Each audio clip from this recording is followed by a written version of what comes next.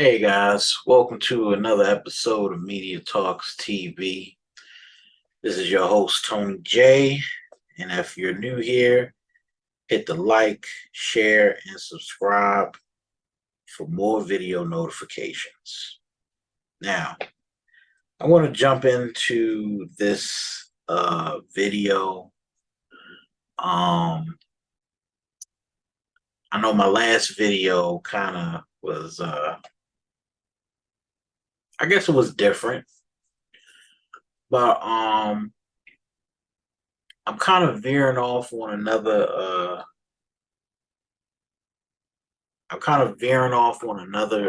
plane with my next couple of videos because this week, well, actually next week, I will be traveling out of the country. And as crazy as it might seem, traveling out of the country is something new to me. And I am actually in the process of documenting my journey to this new country. And I was going to do a video. Originally, I was going to do a video about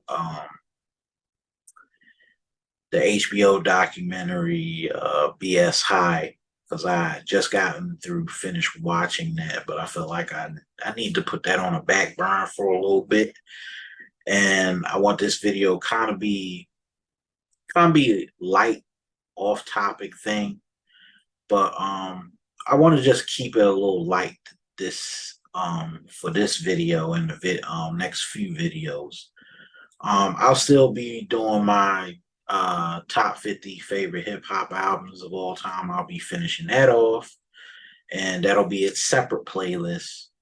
But I really wanted to take the time to actually talk about my next endeavors and my next journey because I am about to go to the Dominican Republic. And I have been in a process for maybe the last 13 years preparing for this trip. For some odd reason, I felt like, now was the time to actually travel, go to a different country, and do a hard reset with my life. I have been through many things these last 4 years. And of course, many of you have been through some traumatic things in your life. And with anything that is very traumatic and has been hard, sometimes it's fundamentally important to do what is called a reset. And this is new for me because I haven't really done a reset on my life. Sometimes I've just pushed forward and not let anything bother me. But there are times in our lives that we have to kind of be still and reflect before going forward and be in a present moment to where we, have the chance to actually have a different outlook on life. And the whole basis of me traveling is to see a different perspective of what life might look like outside of the United States. And many of you might be asking, how does this relate to what I've been talking about the last couple of years in my videos, the videos that I've posted up on Media Talks TV? Well, the thing about it is, in media, we are often told different perspectives about, different countries, places that we visit. Also, sometimes we're told that certain places are dangerous. You know, media does that. Media's responsibility, especially with news organizations, is to inform people. Now, are there dangerous countries? I get it. There are. Are there politically unstable countries? There, yes. But there's no other country more unstable than the United States of America. And the reason why, most of us don't take time to really think about how dysfunctional the country has become in, I would say, the last 10 years with the politics and the division and, the pandemic and the George Floyd riots and multiple mass shootings that have happened in the last maybe 4 to 5 years. And now we're getting to a process where some of those mass shootings that have happened are currently in the process of being adjudicated at this point. But then there's still the continuance of these mass shootings in the United States. We're the only country in the world that has more guns than people. And what's often been said in the media is, we talk about the issue of mass shooting, but we don't talk about the issue of political instability. And America is at the point of political instability. We cannot get anything done. There's massive inflation around the country. And most people that are working, trying to make ends meet, cannot make ends meet because of the cost of living. There are multiple homeless encampments in California as we speak, and in places like New York, there's an immigration crisis that hasn't subsided and may get worse and may put a strain on the city itself. You have all these things going on. You have hurricanes, you have forest fires, natural disasters happening in the United States. At what point do you get a chance to actually pause and say, there's something wrong, there's something in the air that's bad, and nobody is doing anything to really, nobody is doing anything to solve the problems and the ails of American society. And this is probably one primary reason why I'm deciding to travel to another country where life is completely different from what I'm accustomed to. I've been told, not to travel out the country. I've been warned from people not to travel out the country because something might happen to me. But, you know, with all the news reports and all the stuff that they talk about other countries, especially, on media outlets like CNN and CBS and MSNBC, they talk about all these other countries that have these problems. And then we don't zero in on what's going on in the United States with all the calamities that have happened in the last 4 years since the pandemic. I think me traveling to another country will give me perspective. It'll set me up to really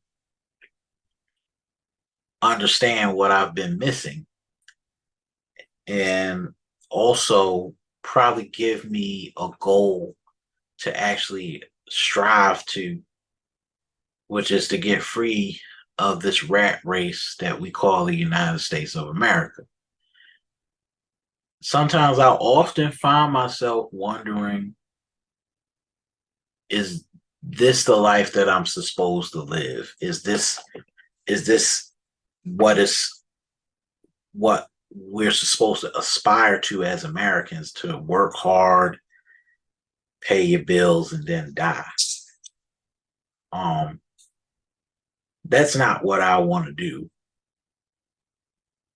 And I've reflected on that a lot. Some of the mindsets and the ideas that we've been fed as young as younger Americans, we're slowly turning away from. There's a cultural shift happening in the United States where a lot of young or a lot of youth are actually turning away from work and turning away from this hustle lifestyle that we've been indoctrinated with for a very long time. And I think for me personally, I just think that it's important to step outside of all of that and actually do something different. And I think that's what my whole purpose of is traveling to. Well, one of my purposes is traveling to the Dominican Republic. You know, um, many people wonder why I picked the Dominican Republic to travel to. I always like going to the Dominican Republic. I always wanted to go to the Dominican Republic. So, you know, I think for me, the Dominican Republic is an interesting country to well, it's an interesting country that I've always wanted to explore. Um, I can remember, I guess, going all the way back to college. I remember going all the way back to college. I met this woman. She was African American and part Dominican. And she asked me, well, she taught me about the culture of the Dominican Republic, and she introduced me to bachata music, which I've never heard before. And I understood what bachata music was and is. And it was like I was being introduced to a new culture when I was in college, because I had never known any Dominican people. I had never known, I don't think I've known about Hispanic people as Puerto Ricans. But when I went to college, I met so many different people from the Caribbean, and I know I knew about the Dominican Republic when I started talking to her. Then I started listening to Romeo Santos music. Then that's when I kind of started liking bachata music at first. And then I started reading up on all this information about Dominican Republic, what the island was like. You know, then I talked to people in this travel group, and I heard about Black expats living in Dominican Republic, mainly Santo Domingo, and living there and paying rent for $300, and I was shocked. And some of the apartments in Dominican Republic that I've heard of are so cheap. You could live off of $2,000 in Dominican Republic without no problem. So I was like, man, I might need to go check this place out. And I put it off and I put it off and I put it off. And I went to work. I tried to work. I tried to get a job to try and save up some money. And then before I knew it, the pandemic had hit and it dashed all my ambitions about traveling abroad because I thought COVID was going to be forever. So when that happened, it told me, you know what, I may not ever get this chance again to go outside of the country, so I might as well do it now. And then I had multiple deaths in my family in the span of 10 years. I think I lost six, maybe 6 or 7 of my family members, my closest family members. And with all this death happening around me, something told me, you know what? Might as well go ahead and book this ticket. At first, I was going to go to Miami, then next thing San Diego, and then I rerouted and I said, you know what? I'll just go ahead and pay the extra 300 to 600 and go to Dominican Republic for the first time. Had my passport, got my passport in April. So I was like, you know what? I may not ever get a chance like this again. I'm just starting to get back into the swing of things, going to the library again, knowing how it feels like to hold a book, to actually be in a library and actually smell a book is something weird because I'm like, I've been in this house for 3.5 years since COVID started, and I haven't done a damn thing. Now it's like, this year was about me getting back into the swing of things. I went back to the gym for the first time in 3 years. I hadn't been to the gym since January of 2020. So I went back to the gym. I ate out at Cheesecake Factory for the first time.